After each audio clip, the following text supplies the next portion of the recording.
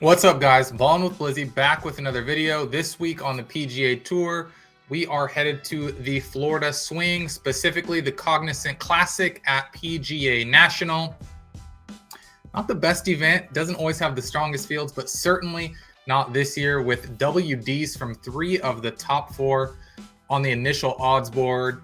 Adam Scott is out, Jacob Bridgman is out, and off the top of my head, I'm already forgetting who the third person who's out is. Ben Griffin, actually.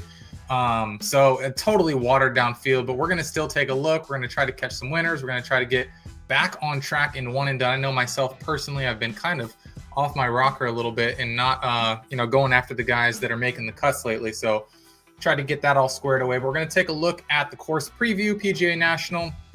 We're going to, of course, build a custom model over at rickrungood.com. We're going to take a look at the odds boards, and then we will go try to build a single entry lineup that can make some noise on DraftKings. So without further ado, let's jump right in.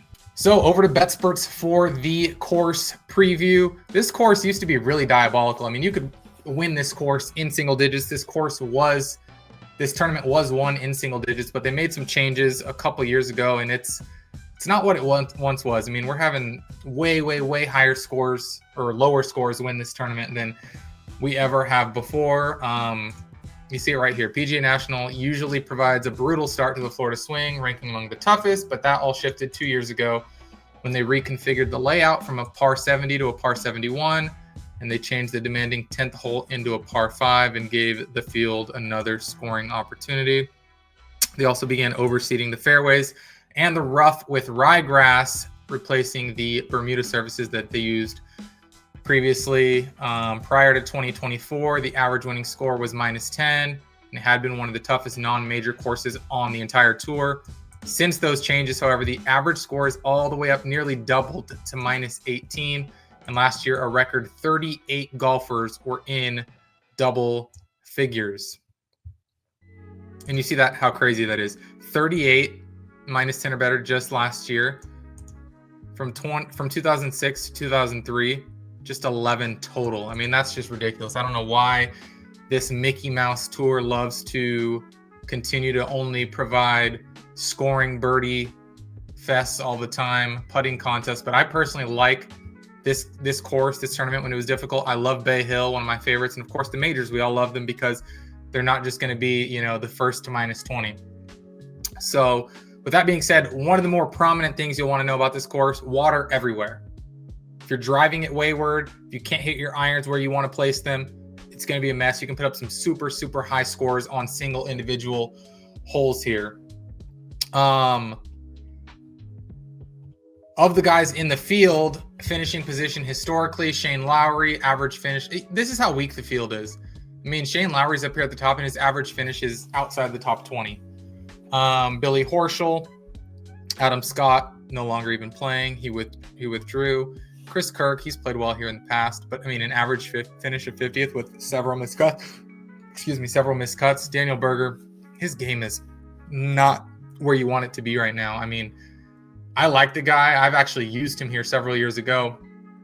I think it was 2020 when maybe it was 2022 when he had the lead and then just completely melted. I mean, he had a commanding lead and could not finish the deal, but he's hitting the ball okay, but his around the green is just historically bad right now.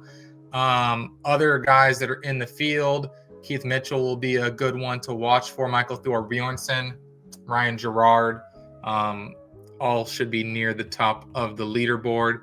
And then just the course features, par 71, 7,200 yards.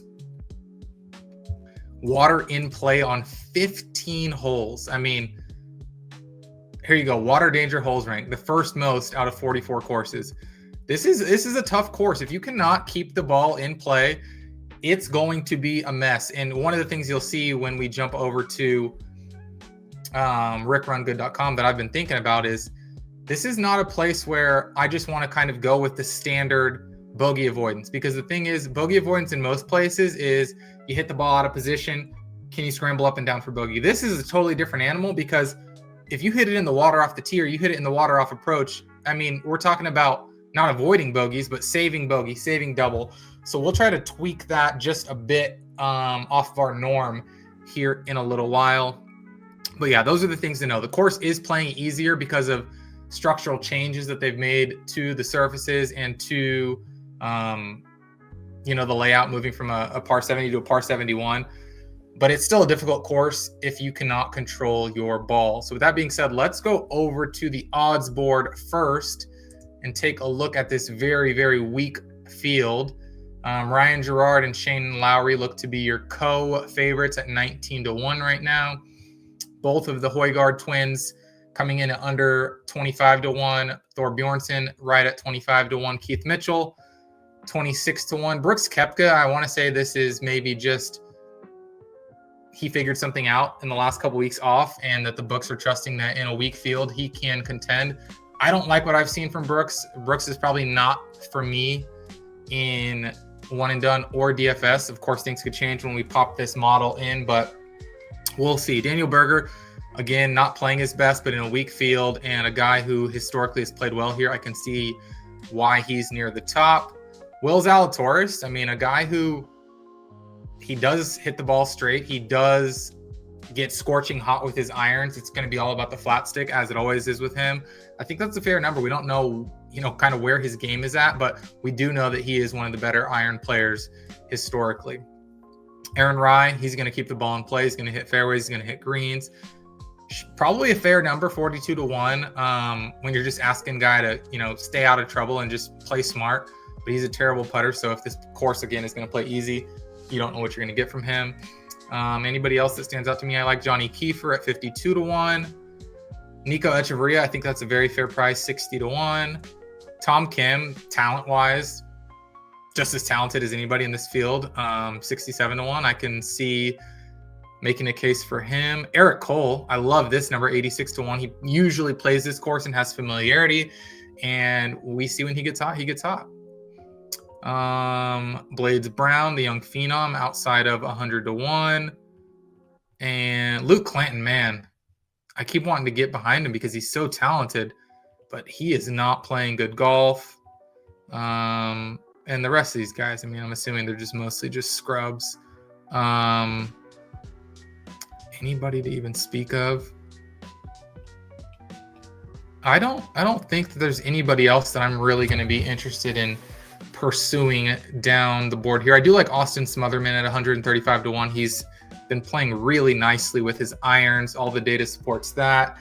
And again, if you just get hot here in a weak field, 135-1, I can see that being plausible here. But again, a weak field, really anybody I think can win. But let's jump over to the course history tool on Data Golf, and we want you to at least have played 4 rounds here historically, and then search by strokes gained. Don't even know who this guy is at the top, but he apparently is in the field this week, but hold on a second. Is this adjusted for the field? Okay, now it's adjusted for the field this week. Jacob Bridgman, no longer in the field, so disregard. Kevin Yu played here just once, 4 rounds. Almost 2 strokes gained per round. Ryan Gerard played here just twice. It is good to see that he's got some familiarity with the course, and he is the co-favorite. Shane Lowry, more history than absolutely anybody in the field this week. 32 rounds, stroke and a half gained per round, and he is also the co-favorite. Luke Clanton played here well last year. Daniel Berger has not had the best results the past 3 years here, but historically also has some good results. Like we mentioned, Adam Scott also withdrew. Ben Griffin withdrew. Keith Mitchell, I like him. I certainly think he can contend this week. Chris Kirk. Michael Thor Bjornsson looks like he made his debut last year and finished just inside the top 40. Brooks has played a number of rounds here, 24. Not the best, but he is slightly gaining. So this is going to be really interesting as we head over to Rick Rungood to build this model, because I'm assuming that people are going to pop that we're not expecting to pop because there's just so many random names in this field. We're not going to get the usual suspects at the top, but we're going to do our best and just see what comes of this. So strokes gained total, I'll always like to have that factored in there. Let's start with 10%. Let's go approach over the last 50, let's say. It's dating back to last year. Let's put 10 in there. Driving, I think, is going to be so important. Let's go good drive percentage 10, fairways gained 10. We do not want guys who are spraying it into the water like Hideki. Approach, let's go greens gained. I think that's going to be huge this week. And then let's do opportunities gained.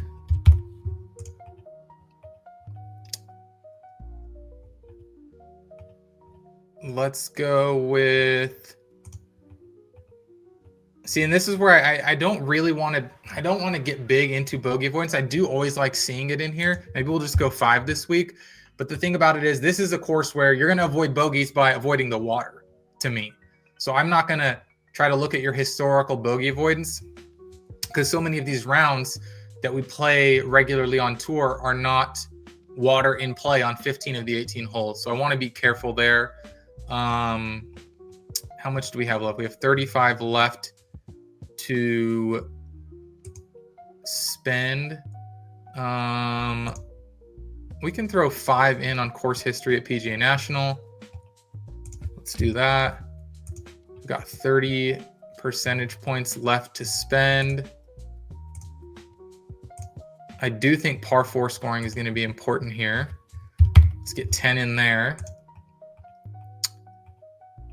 Let's finish up our last 20 with,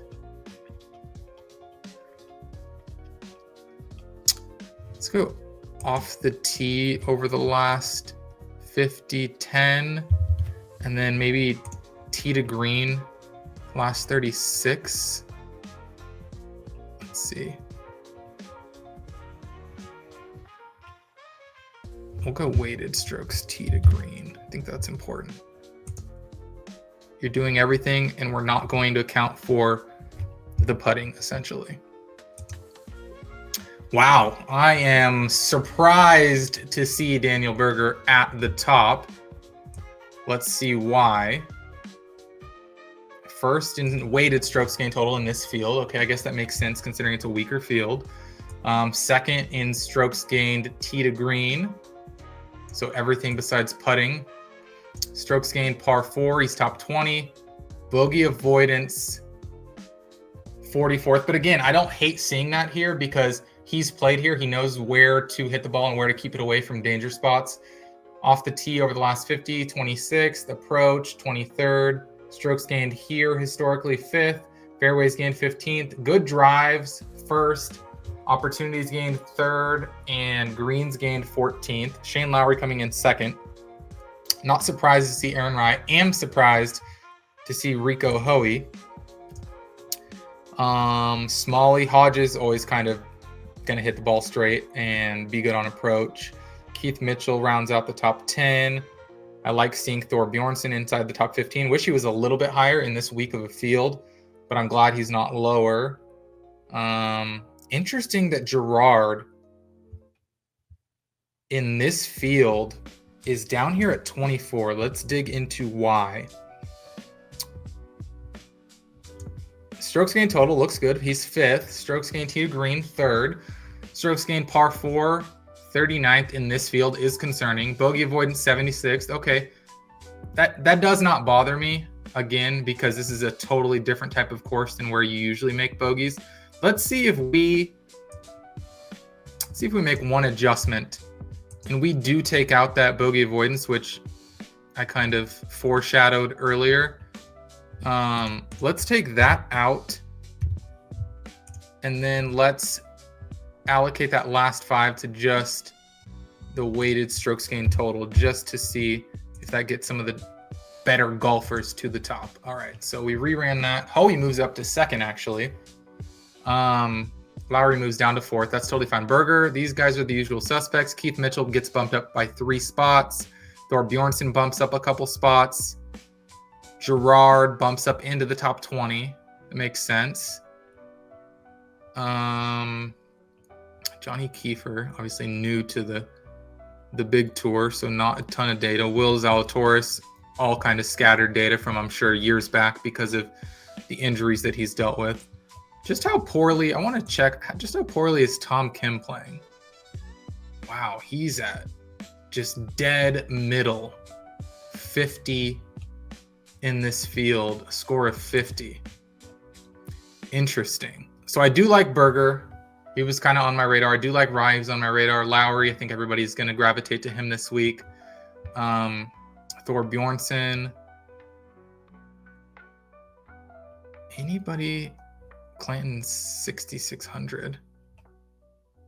Anybody in the sixes? And the other guy I wanted to check was Austin Smotherman. Where's he at? 57, which puts him at 40th in this field. That's interesting. So what is he struggling with? Obviously, he's not going to gain a bunch of strokes. He's just a mediocre golfer. But in this field, you would think that that would kind of pop. Strokes gained tee to green, 44th. Par 4 scoring, he's 12th. Bogey avoidance, he's 9th. Approach, I told you he was on fire. He's first, 1.3 strokes per round gained. Not enough data on drives, and then he's 10th in greens gained. So he does fit the profile. He certainly fits the profile. So I think he might be our first man in, just to give us some relief, and then we'll try to figure out which of these guys at the top we can backfill. So with that being said, let's go over to DraftKings and build a lineup. Let's get Smotherman in. We know Berger was at the top. We know Rye was at the top. And we know Lowry was at the top. And then let's just see, after putting those 4 in, where does that leave us? Not bad. 79.50 left to spend. And then what exactly does that give us? Hey, if it wants us to take Hoey, we'll do it. We'll follow the model. And that would give us what? Hoey and Smalley, I think, perfectly, if my math is correct.